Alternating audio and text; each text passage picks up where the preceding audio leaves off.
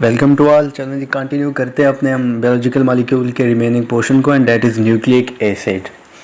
तो nucleic acid की सबसे पहले हम डेफिनेशन देखें तो macro molecules that enable organisms to reproduce from one generation to the next. ये वो मैक्रो मॉलिक्यूल्स होते हैं या बायोपॉलीमर्स होते हैं जो कि ऑर्गेनिजम्स को इनेबल करते हैं रिप्रोड्यूस करने में एक जनरेशन से नेक्स्ट जनरेशन में। और इसकी एग्जांपल तो आप जानते हैं न्यूक्लिक एसिड में डीएनए आता है और आरएनए, ये किस कैटेगरी में आते हैं? न्यूक्लिक एसिड की। तो सबसे पहले हम इसकी न्यूक्लिक एसिड की कंपोजिशन देखें, उसके बाद हम देखते हैं कि डीएनए और आरएनए को। तो सबसे पहले न्यूक्लिक एसिड की कंपोजिशन क्या है? ये न्यूक्लियोटाइड से बनते हैं। न्यूक्लियोटाइड अब किस चीज़ पे कंपोज करते हैं? इसके कंपोनेंट्स क्या होते हैं? एक पेंटोज शुगर होता है, एक नाइट्रोजनस बेस होता है और एक फॉस्फेट ग्रुप। मतलब ये तीन कंपोनेंट्स जब कंडेंस होते हैं तो क्या बनता है? हमारे पास एक न्यूक्लियोटाइड बनता है। तो आगे है न्यूक्लियोटाइड के साथ एक और टर्म होती है न्यूक्लियोसाइड। न्यूक्लियोसाइड क्या होता है? जब एक शुगर और नाइट्रोजनस बेस आपस में जब वो कंडेंस हो जाए तो हमारे पास जो बनता है वो न्यूक्लियोसाइड होता है। मतलब अब हम फॉस्फेट ग्रुप को अगर निकाल दें, बाकी दो जो बचते हैं पेंटोज शुगर, ये फर्स्ट वन वाला, और सेकंड वन नाइट्रोजनस बेस, तो हमारे पास क्या बनता है? न्यूक्लियोसाइड। मतलब न्यूक्लियोसाइड में फॉस्फेट ग्रुप नहीं होता।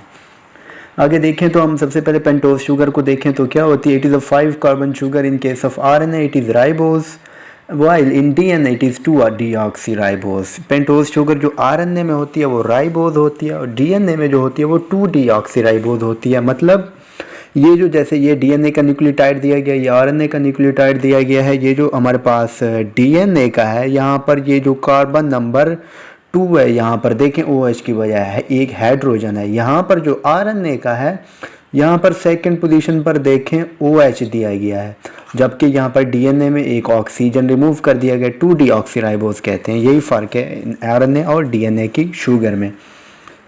आगे है हमारे पास फास्फोरिक एसिड। फास्फोरिक एसिड क्या है? ये रेस्पॉन्सिबल होता है ईस्टर लिंकेज के लिए। न्यूक्लियोटाइड जो आपस में कंडेंस होंगे वो किसकी वजह से होंगे? फास्फोरिक एसिड की वजह से। और जानते हैं इस पर नेगेटिव चार्ज होता है, जिसकी वजह से डीएनए पर भी नेगेटिव चार्ज होता है, लेकिन बाद में ये नाइट्रोजनस बेसिस की वजह से वो न्यूट्रलाइज हो जाता है। और एसिडिक नेचर भी जो होती है न्यूक्लिक एसिड, मतलब डीएनए और आरएनए की, वो भी किससे होती है? फास्फोरिक एसिड H3PO4 की वजह से होती है। आगे है नाइट्रोजनस बेस, थर्ड कंपोनेंट। ये सिंगल रिंग भी होते हैं, डबल रिंग भी होते हैं। सिंगल रिंग में साइटोसिन, थायमिन एंड यूरासिल आते हैं और ये स्मॉलर होते हैं, जबकि प्यूरिन्स जो हैं ये लार्जर हैं और डबल रिंग हैं। और इनके एग्जाम्पल में आता है एडेनिन एंड गुआनिन, जी से और ए से हम जिनको शो करते हैं। और ये जो हमारे पास नाइट्रोजनस बेसिस होती हैं ये राइबोज शुगर के किस कार्बन पर अटैच होती हैं? ये देखें कार्बन नंबर 1 पर। डीएनए और आरएनए बहुत कार्बन नंबर 1 पर। हमारे पास जो फास्फेट ग्रुप हो जाए वो कार्बन 5 है, जैसे यहाँ पर CH2OH होता है राइबोज शुगर में। 2 OH किसके साथ इंटरेक्ट करेगा? फास्फेट ग्रुप के साथ, कार्बन नंबर 5 का OH। तो हमारे पास फास्फेट ग्रुप जो होता है एक सिंगल न्यूक्लियोटाइड में, वो कहाँ पर होता है? 5% पर।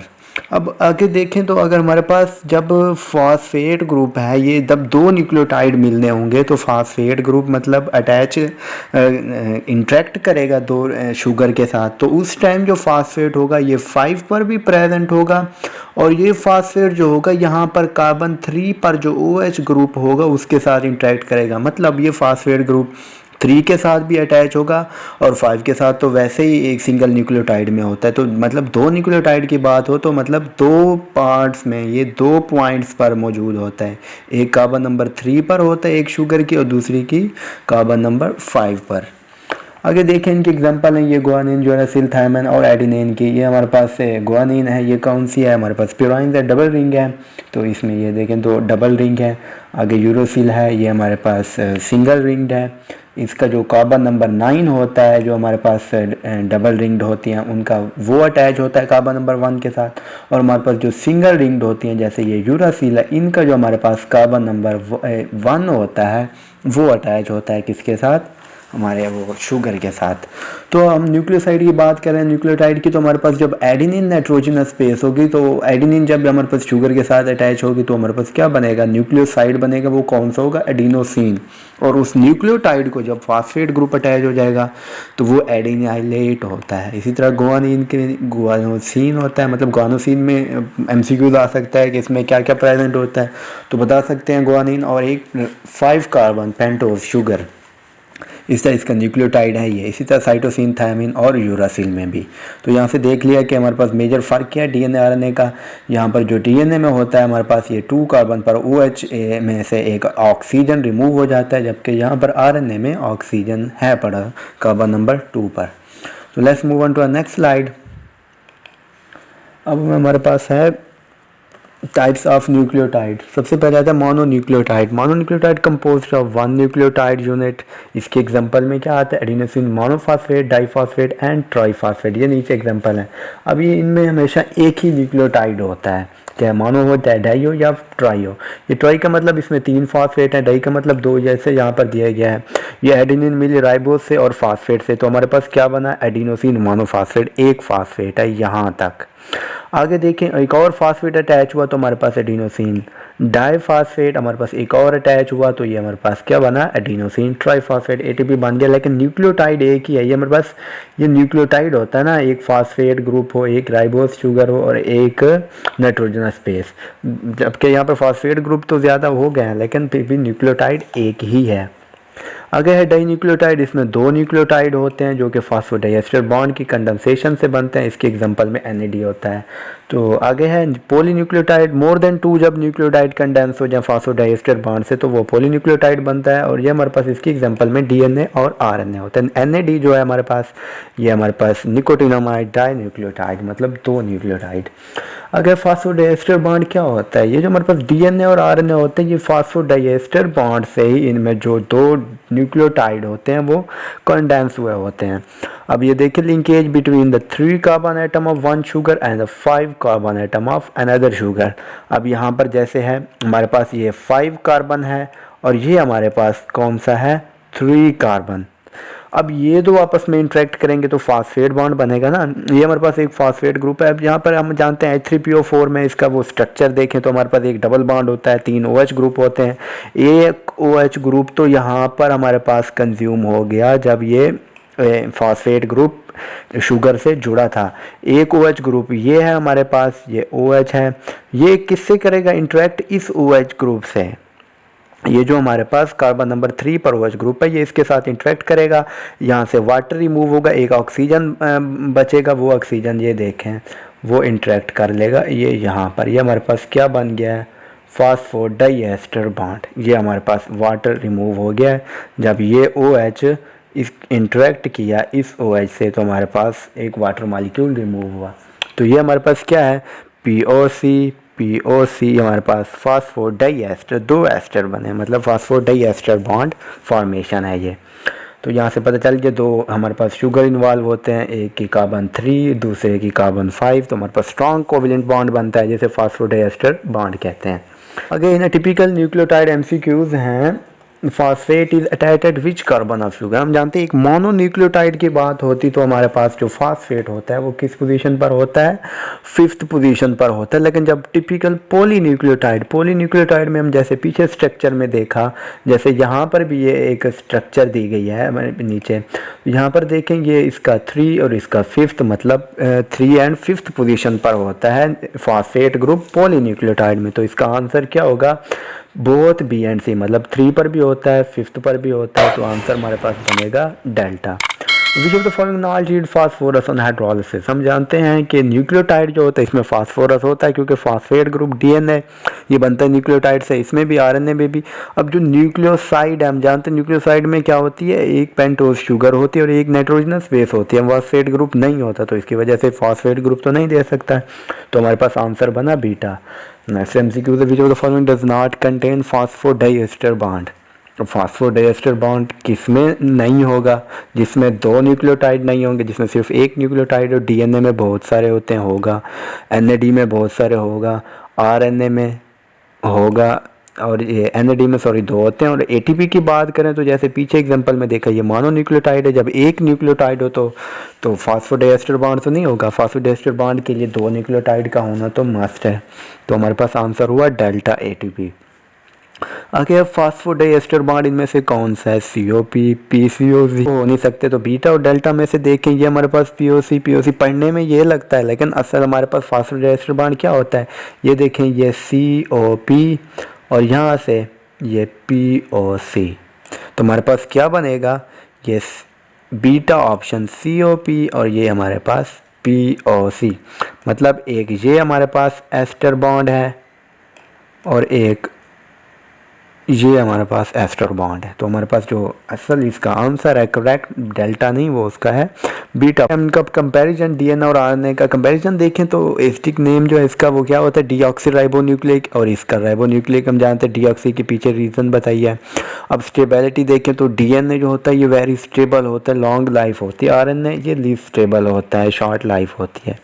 अब DNA की अकरेंस देखें तो ये न्यूक्लियस में होता है, माइटोकॉन्ड्रिया में होता है जिसकी वजह से वो सेल्फ रेप्लिकेट करते हैं, प्लास्टिड्स में होता है ये भी सेल्फ रेप्लिकेट करते हैं। अब RNA जो होता है ये न्यूक्लियस में और साइटोस। अब नेक्स्ट देखें फंक्शन में देखें तो हमारे पास ये स्टैटिक होते हैं, digital genetic code forensic sciences में DNA होते हैं, और ये डायनामिक मैनी वेरिड इन फंक्शंस जैसे कि प्रोटीन्स की, राइबोसोम्स की, उनकी सेंसेस में होते हैं। ये कौन से इन्वॉल्व होते हैं RNA। तो कॉपियर एंजाइम इनका कौन सा होता है जो जिनसे ये कॉपी होती है DNA पॉलीमरेज, और RNA का जो क्या होता है वो RNA पॉलीमरेज। स्ट्रक्चर देखें तो ये एक लॉन्ग न्यूक्लियोटाइड चेन होती है, इसमें शॉर्ट न्यूक्लियोटाइड अटैच होते हैं, और इसमें जो जानते हैं DNA डबल स्ट्रैंडेड होता है जबकि RNA हमारे पास सिंगल स्ट्रैंडेड होता है।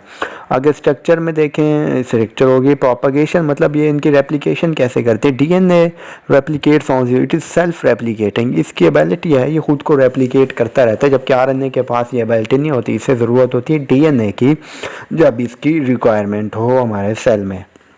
तो ये DNA से बनता है, जैसा कि हमारे पास ट्रांसक्रिप्शन का प्रोसेस होता है। तो DNA में जो हमारे पास इंफॉर्मेशन होती है वो RNA में चेंज हो जाती है, हमारे पास RNA मिलता है। बैकबोन क्या होती है, बैकबोन में हमेशा DNA और RNA में फास्फेट ग्रुप और शुगर होगी। फास्फेट ग्रुप इनऑर्गेनिक फास्फेट ये कॉमन होगा DNA और RNA में। अब बाकी बचता है शुगर, DNA में कौन सी होगी डीऑक्सीराइबोज और RNA में राइबोज शुगर। अब है न्यूक्लियोबेसिस, DNA में न्यूक्लियोबेसिस कौन सी होती है thymine, cytosine, adenine and guanine, जबकि RNA में जो यूरोसिल होती है ये रिप्लेस करता है थायमिन को, मतलब इसमें uracil, guanine, adenine and cytosine होगा RNA में। अगर बेस पेयरिंग देखें तो गुआनिन और साइटोसिन दोनों में ही होती है, और जबकि एडेनिन और थायमिन DNA में होती है, जबकि एडेनिन और यूरासिल की होती है RNA में, क्योंकि यहाँ पर थायमिन नहीं होता RNA में।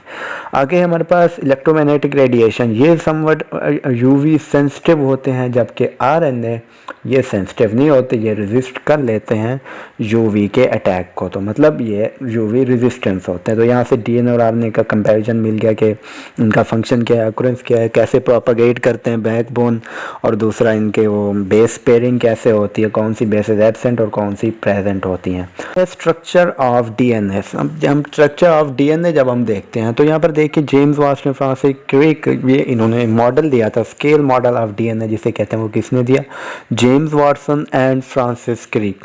To young researcher in the university of Cambridge work out the structure of DNA molecule. अब इन्होंने जो स्ट्रक्चर प्रपोज किया उसके क्या मेन पॉइंट्स थे कि ये जो propose that molecule is a simple double helix, ये DNA सिंपल डबल हेलिक्स होता है जिसमें 2 स्ट्रैंड्स होती हैं, वो आपस में इनवर्ल्ड होती हैं, जिससे बनते हैं बेस पेयर्स। यहाँ पर देखें हमारे पास ये इनवर्ल्ड हैं, यहाँ पर बेस पेयर्स हैं, ये बॉन्ड बनाए हुए हैं हाइड्रोजन बॉन्डिंग से। यहाँ पर हमारे पास एडेनिन और थायमिन में, जैसे ये थायमिन एडेनिन ये सीक्वेंस के साथ पाए जाते हैं हाइड्रोजन बॉन्ड के थ्रू। अगर बेस पेयर और base consist of purines, base pair में हमारे पास जानते हैं प्यूराइंस होंगी या प्रीमिडाइंस होंगी, आपस में इन्वॉल्व होंगी। ये प्यूराइंस जो होती हैं ये लार्जर होती हैं, डबल रिंग्ड होती हैं, जबकि प्रीमिडाइंस ये स्मॉलर होती हैं और सिंगल रिंग्ड होती हैं। डायमीटर ऑफ मॉलिक्यूल, ये हमारे पास एक डायमीटर है जो टोटल हमारे पास ये कांस्टेंट होता है DNA मॉलिक्यूल में, ये 2 नैनोमीटर ही होता है ड्यू टू हाइड्रोफोबिक इंट्रैक्शन। अब यहाँ पर जो 2 बॉन्ड होते हैं ये इस DNA को स्टेबल बनाते हैं। वो 2 बॉन्ड कौन से हैं, एक हमारे पास जो है हाइड्रोजन बॉन्ड और एक हाइड्रोफोबिक इंट्रैक्शन जो हैं ये स्टेबल करते हैं DNA के मॉलिक्यूल को। अब DNA मॉलिक्यूल में एंटी पैरेलल स्ट्रैंड्स होती हैं, 1 chain running 3 to 5 and other 5 to 3। अब यहाँ पर हम देखें कि ये हमारे पास जो चेन है 3 to 5 है, ये देखें हमारे पास फॉस्फेट जो है 3 पोजीशन पर अटैच है, और यहाँ पर हमारे पास फॉस्फेट जो है 5 पोजीशन पर अटैच है। तो ये क्या हो गई 3 to 5। अब यहाँ पर देखें हमारे पास जो इस पोजीशन पर है वो 5 पोजीशन पर फॉस्फेट अटैच है, और यहाँ पर हमारे पास 3 पोजीशन पर अटैच है। तो ये हमारे पास क्या हो गया 3 to 5, हमारे पास ये नीचे ऐसे हो गया, और वहाँ पर हमारे पास जो एरो है मतलब 3 to 5 ऐसे, मतलब ये एंटी पैरेलल हो गया ड्यू टू ये किस पे बेस पर होते हैं, फॉस्फेट ग्रुप की अटैचमेंट। अब आगे base pairs are planar flat और स्टैक 0.34 नैनोमीटर। अब ये जो हमारे पास ये बेस पेयर जैसे ये 0.34 नैनोमीटर, ये मतलब इनके दरमियान जो डिस्टेंस होता है इतना ये अपार्ट होते हैं, 0.34 नैनोमीटर दूर होते हैं एक दूसरे से, एक जो क्लोज बेस पेयर्स होते हैं ड्यू टू हाइड्रोफोबिक इंट्रैक्शंस।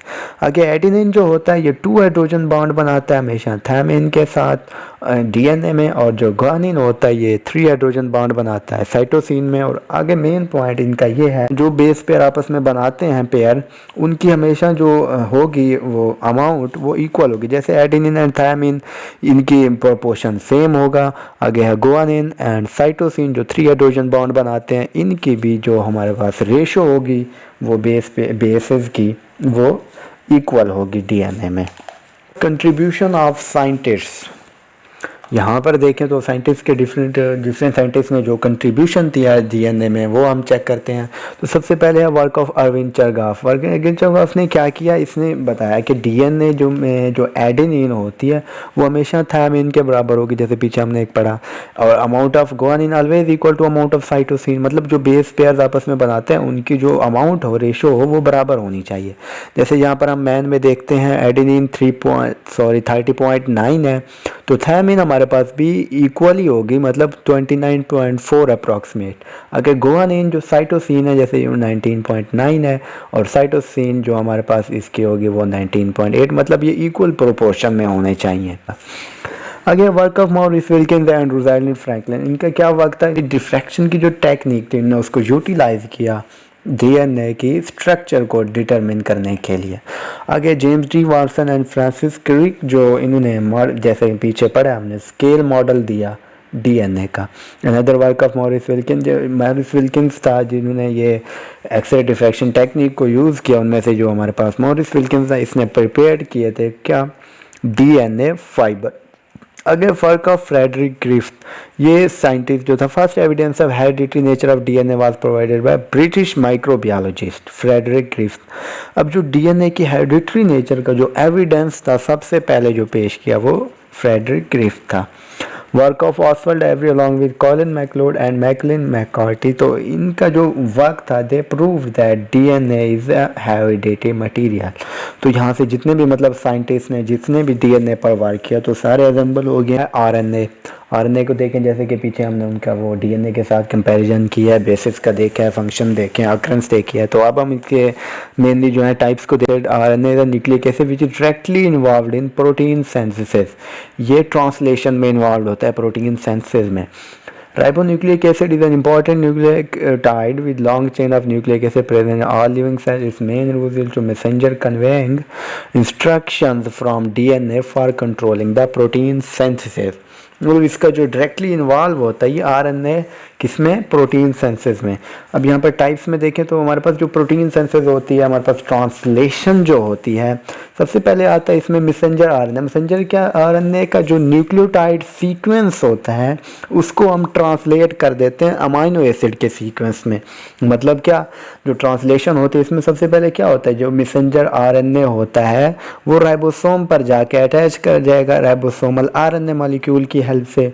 तो यहाँ पर हमारे पास ट्रांसफर आरएनए आएगा, ट्रांसफर आरएनए पर हमारे पास मैसेंजर आरएनए जो होगा वो आपस में इंटरेक्ट करेंगे। ट्रांसफर आरएनए क्या लेके आएगा, अमाइनो एसिड को ट्रांसफर करेगा किस पर, मैसेंजर आरएनए पर। मैसेंजर आरएनए पर जो न्यूक्लियोटाइड का सीक्वेंस होगा उसके अकॉर्डिंग वो वहाँ पर पॉलीपेप्टाइड चेन पी साइड पर बनाता जाएगा, राइबोसोम मूव करता जाएगा और मैसेंजर आरएनए पर कोडॉन शो होते जाएंगे और ट्रांसफर अमाइनो एसिड लेके वो वहाँ पर मैसेंजर आरएनए के कोडॉन पर अटैच करता जाएगा, कंडेंसेशन होगी, तो इस तरह पॉलीपेप्टाइड चेन बनती जाएगी राइबोसोम्स पर।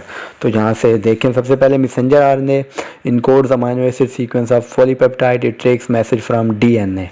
ये बनता ही डीएनए से है मैसेंजर आरएनए, तो इसमें मतलब डीएनए वाली जो न्यूक्लियोटाइड सीक्वेंस होगा और यही सीक्वेंस यूज़ होगा प्रोटीन की सिंथेसिस में। अगर इसकी लेंथ और शेप देखें तो वेरिएबल लेंथ है, length depends upon the size of the gene as well as protein. मतलब जिस प्रोटीन को बनाने के लिए मैसेंजर आरएनए यूज़ हो रहा है उसी के अकॉर्डिंग उसकी लेंथ होगी। जैसे कि हमारे पास प्रोटीन मॉलिक्यूल है उसमें 1000 अमीनो एसिड हैं, तो हमारे पास जो मैसेंजर आरएनए होगा उसकी लेंथ कितनी होगी, 3000 न्यूक्लियोटाइड्स की होगी। Messenger RNA is about 3 to 4% of total RNA, मतलब इसका कंट्रीब्यूशन जो है आरएनए में, टोटल आरएनए का सेल में कम है मैसेंजर आरएनए का। मेजर जो है ट्रांसफ़र आरएनए और राइबोसोमल आरएनए। ट्रांसफ़र आरएनए का क्या पार्ट रूल है, ट्रांसफ़र आरएनए जो होता है ये अमीनो एसिड को कैरी करता है राइबोसोम्स की तरफ ड्यूरिंग ट्रांसलेशन। जैसे कि मैंने पहले बताया, ये ट्रांसलेशन में ये ट्रांसफ़र आरएनए अमीनो एसिड लेके आएगा मैसेंजर आरएनए पर। जैसे ये यहाँ पर मैसेंजर आरएनए, ये हमारे पास कोडॉन शो हो रहे हैं। अब ये हमारे पास ट्रांसफ़र आरएनए ये अमीनो एसिड लेके आएगा और यहाँ पर जो वो उस मतलब मैचिंग जो होगा कोडॉन, वहाँ पर वो उस अमीनो एसिड को आके कंडेंस कर देगा, पॉलीपेप्टाइड चेन बनती जाएगी, राइबोसोम्स मूव करता जाएगा, तो इस तरह पॉलीपेप्टाइड चेन बनती जाएगी, प्रोटीन बनेगी। तो हमारे पास जो ट्रांसफ़र आरएनए का मेन जो रूल है वो क्या है, अमीनो एसिड को ट्रांसफ़र करना। और it is a small with a chain length of 75 to 90 nucleotide, मतलब इसमें 90 तक अप्रॉक्सीमेट जो न्यूक्लियोटाइड्स होते हैं।